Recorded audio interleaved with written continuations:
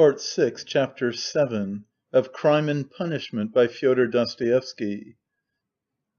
The same day, about 7 o'clock in the evening, Raskolnikov was on his way to his mother's and sister's lodging, the lodging in Bakaleyev's house which Razumihin had found for them. The stairs went up from the street. Raskolnikov walked with lagging steps, as though still hesitating whether to go or not.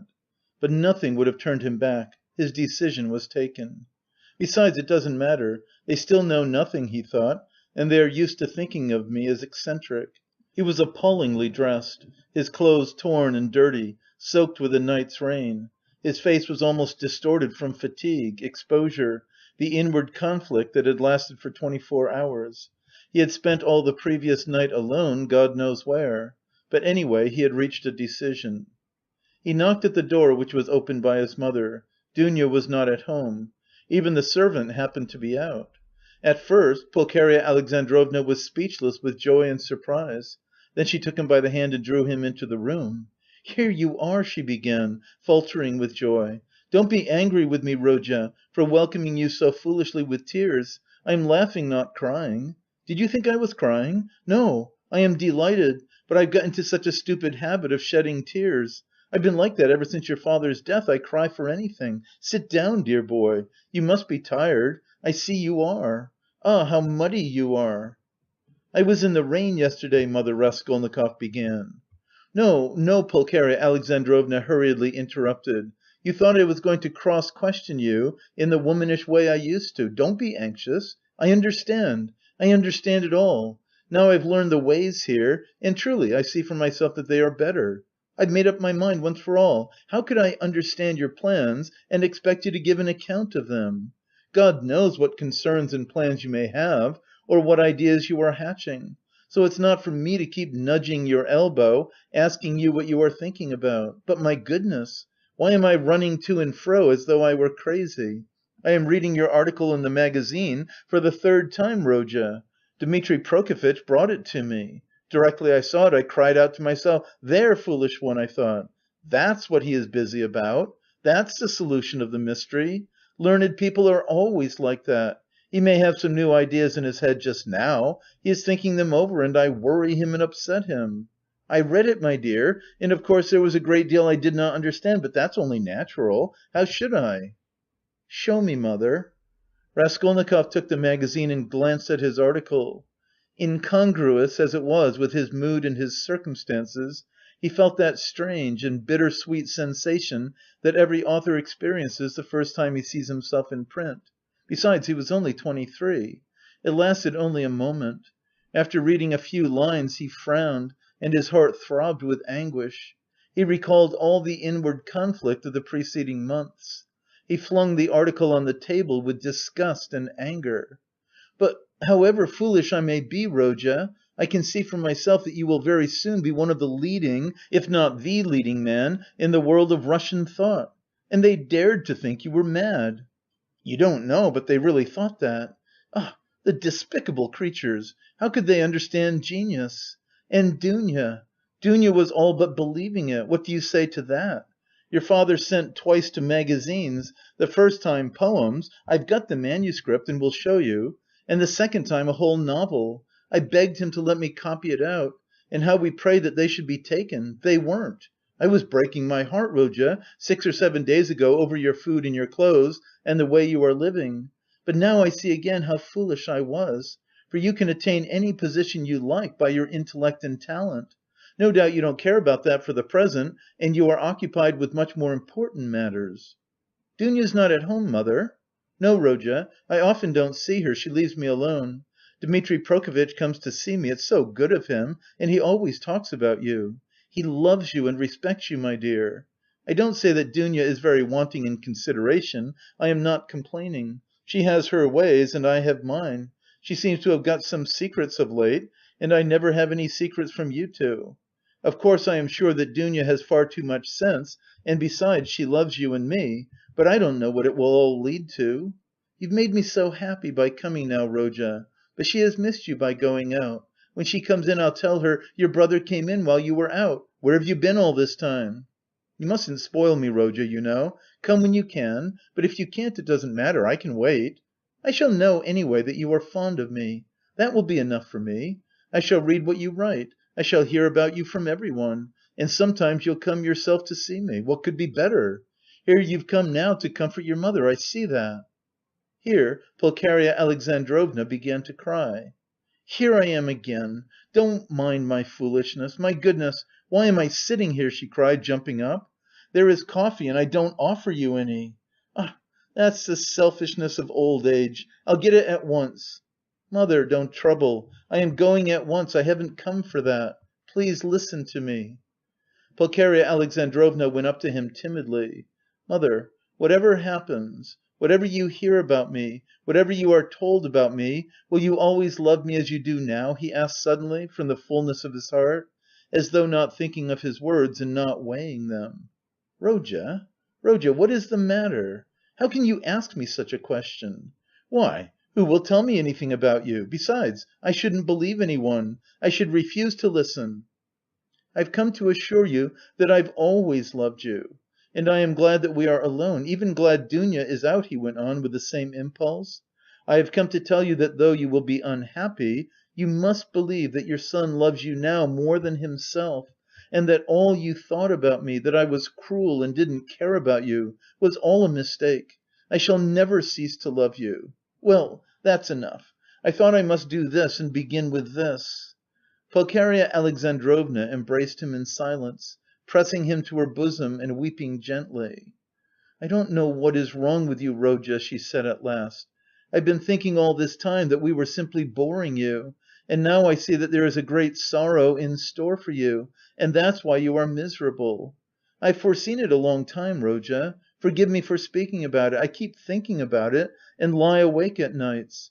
Your sister lay talking in her sleep all last night, talking of nothing but you. I caught something, but I couldn't make it out.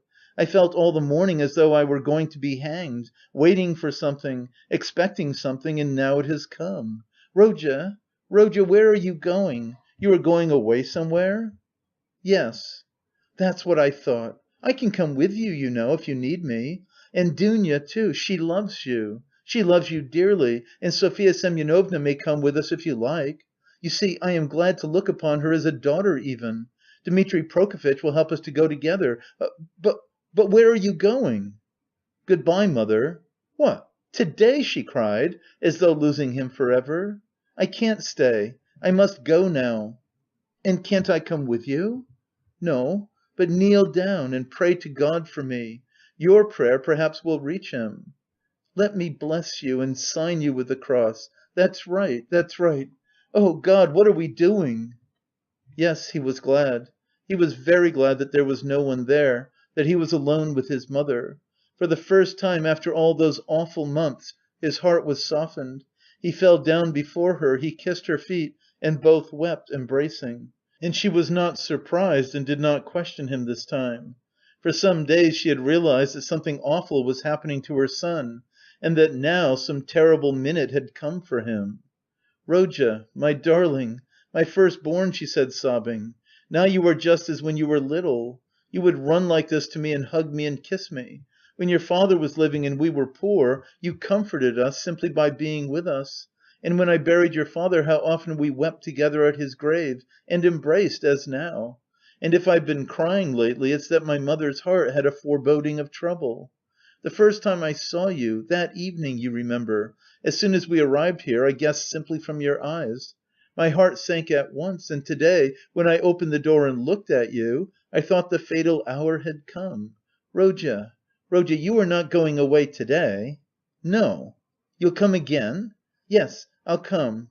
"Rodya, don't be angry. I don't dare to question you, I know I mustn't. Only say 2 words to me. Is it far where you are going?" "Very far." "What is awaiting you there? Some post or career for you?" "What God sends. Only pray for me." Raskolnikov went to the door, but she clutched him and gazed despairingly into his eyes. Her face worked with terror. "Enough, mother," said Raskolnikov, deeply regretting that he had come. "Not for ever. It's not yet for ever. You'll come to morrow?" "I will. Good bye." He tore himself away at last. It was a warm, fresh, bright evening. It had cleared up in the morning. Raskolnikov went to his lodgings. He made haste. He wanted to finish all before sunset. He did not want to meet anyone till then. Going up the stairs, he noticed that Nastasya rushed from the samovar to watch him intently. "Can anyone have come to see me?" he wondered. He had a disgusted vision of Porfiry. But opening his door, he saw Dounia. She was sitting alone, plunged in deep thought, and looked as though she had been waiting a long time. He stopped short in the doorway. She rose from the sofa in dismay and stood up facing him. Her eyes, fixed upon him, betrayed horror and infinite grief. And from those eyes alone he saw at once that she knew. "Am I to come in or go away?" he asked uncertainly. "I've been all day with Sofya Semyonovna," she said. "We were both waiting for you. We thought that you would be sure to come there." Raskolnikov went into the room and sank exhausted on a chair. "I feel weak, Dounia. I am very tired, and I should have liked at this moment to be able to control myself." He glanced at her mistrustfully. "Where were you all night?" "I don't remember clearly. You see, sister, I wanted to make up my mind once for all, and several times I walked by the Neva. I remember that I wanted to end it all there, but I couldn't make up my mind," he whispered, looking at her mistrustfully again. "Thank God! That was just what we were afraid of, Sofya Semyonovna and I. Then you still have faith in life? Thank God! Thank God!" Raskolnikov smiled bitterly. "I haven't faith, but I have just been weeping in mother's arms. I haven't faith, but I have just asked her to pray for me. I don't know how it is, Dounia. I don't understand it." "Have you been at mother's? Have you told her?" cried Dounia, horror stricken. "Surely you haven't done that?" "No, I didn't tell her in words, but she understood a great deal. She heard you talking in your sleep. I am sure she half understands it already. Perhaps I did wrong in going to see her. I don't know why I did go. I am a contemptible person, Dounia." "A contemptible person, but ready to face suffering. You are, aren't you?" "Yes, I am going at once. Yes, to escape the disgrace I thought of drowning myself, Dounia, but as I looked into the water I thought that if I had considered myself strong till now, I'd better not be afraid of disgrace," he said, hurrying on. "It's pride, Dounia.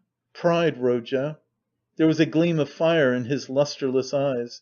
He seemed to be glad to think that he was still proud. "You don't think, sister, that I was simply afraid of the water?" he asked, looking into her face with a sinister smile. "Oh, Rodya, hush!" cried Dounia bitterly. Silence lasted for 2 minutes. He sat with his eyes fixed on the floor. Dounia stood at the other end of the table and looked at him with anguish. Suddenly he got up. "It's late. It's time to go. I am going at once to give myself up. But I don't know why I am going to give myself up." Big tears fell down her cheeks. "You are crying, sister, but can you hold out your hand to me?" "You doubted it?" She threw her arms round him. "Aren't you half expiating your crime by facing the suffering?" she cried, holding him close and kissing him. "Crime? What crime?" he cried in sudden fury. "That I killed a vile, noxious insect, an old pawnbroker woman of use to no one? Killing her was atonement for 40 sins. She was sucking the life out of poor people. Was that a crime? I am not thinking of it, and I am not thinking of expiating it, and why are you all rubbing it in on all sides? A crime! A crime! Only now I see clearly the imbecility of my cowardice, now that I have decided to face this superfluous disgrace. It's simply because I am contemptible and have nothing in me that I have decided to, perhaps too for my advantage, as that Porfiry suggested." "Brother, brother, what are you saying? Why, you have shed blood?" cried Dounia in despair. "Which all men shed," he put in almost frantically, "which flows and has always flowed in streams, which is spilt like champagne, and for which men are crowned in the capital, and are called afterwards benefactors of mankind. Look into it more carefully and understand it. I too wanted to do good to men, and would have done hundreds, thousands of good deeds, to make up for that one piece of stupidity, not stupidity even, simply clumsiness, for the idea was by no means so stupid as it seems now that it has failed. Everything seems stupid when it fails. By that stupidity I only wanted to put myself into an independent position, to take the first step, to obtain means, and then everything would have been smoothed over by benefits immeasurable in comparison. But I couldn't carry out even the first step, because I am contemptible, that's what's the matter. And yet I won't look at it as you do. If I had succeeded, I should have been crowned with glory, but now I'm trapped. But that's not so, not so. Brother, what are you saying? Ah, it's not picturesque, not aesthetically attractive. I fail to understand why bombarding people by regular siege is more honourable. The fear of appearances is the first symptom of impotence. I've never recognised this more clearly than now. And I am further than ever from seeing that what I did was a crime. I've never been stronger and more convinced than now. The colour had rushed into his pale, exhausted face, but as he uttered his last explanation, he happened to meet Dunya's eyes, and he saw such anguish in them that he could not help being checked. He felt that he had, anyway, made these two poor women miserable, that he was, anyway, the cause. Dunya, darling, if I am guilty, forgive me, though I cannot be forgiven if I am guilty. Good-bye. We won't dispute. It's time, high time to go. Don't follow me, I beseech you. I have somewhere else to go. But you go at once and sit with mother, I entreat you to. It's my last request of you. Don't leave her at all. I left her in a state of anxiety that she is not fit to bear. She will die or go out of her mind. Be with her. Razumihin will be with you. I've been talking to him. Don't cry about me. I'll try to be honest and manly all my life, even if I am a murderer. Perhaps I shall some day make a name. I won't disgrace you. You will see. I'll still show... Now good-bye for the present," he concluded hurriedly, noticing again a strange expression in Dunya's eyes at his last words and promises. "Why are you crying? Don't cry, don't cry, we are not parting for ever. Ah, yes, wait a minute, I'd forgotten." He went to the table, took up a thick dusty book, opened it, and took from between the pages a little water‐colour portrait on ivory. It was a portrait of his landlady's daughter who had died of fever, that strange girl who had wanted to be a nun. For a minute he gazed at the delicate, expressive face of his betrothed, kissed the portrait and gave it to Dounia. "I used to talk a great deal about it to her, only to her," he said thoughtfully. "To her heart I confided much of what has since been so hideously realized." "Don't be uneasy," he returned to Dounia. "She was as much opposed to it as you, and I am glad that she is gone. The great point is that everything now is going to be different, is going to be broken in two," he cried, suddenly returning to his dejection. "Everything, everything, and am I prepared for it? Do I want it myself? They say it is necessary for me to suffer. What's the object of these senseless sufferings? Shall I know any better what they are for when I am crushed by hardships and idiocy, and weak as an old man after 20 years' penal servitude? And what shall I have to live for then? Why am I consenting to that life now? Oh, I knew I was contemptible when I stood looking at the Neva at daybreak to‐day." At last they both went out. It was hard for Dounia, but she loved him. She walked away, but after going 50 paces she turned round to look at him again. He was still in sight. At the corner he too turned, and for the last time their eyes met. But noticing that she was looking at him, he motioned her away with impatience and even vexation, and turned the corner abruptly. "I am wicked, I see that," he thought to himself, feeling ashamed a moment later of his angry gesture to Dounia. "But why are they so fond of me if I don't deserve it? Oh, if only I were alone, and no one loved me, and I too had never loved anyone! Nothing of all this would have happened. But I wonder, shall I in those 15 or 20 years grow so meek that I shall humble myself before people and whimper at every word that I am a criminal? Yes, that's it, that's it, that's what they are sending me there for, that's what they want. Look at them running to and fro about the streets, every one of them a scoundrel and a criminal at heart, and worse still, an idiot. But try to get me off, and they'd be wild with righteous indignation. Oh, how I hate them all!" He fell to musing by what process it could come to pass that he could be humbled before all of them indiscriminately, humbled by conviction. And yet why not? It must be so. Would not 20 years of continual bondage crush him utterly? Water wears out a stone. And why? Why should he live after that? Why should he go now, when he knew that it would be so? It was the 100th time, perhaps, that he had asked himself that question since the previous evening. But still he went. End of Part 6, Chapter 7.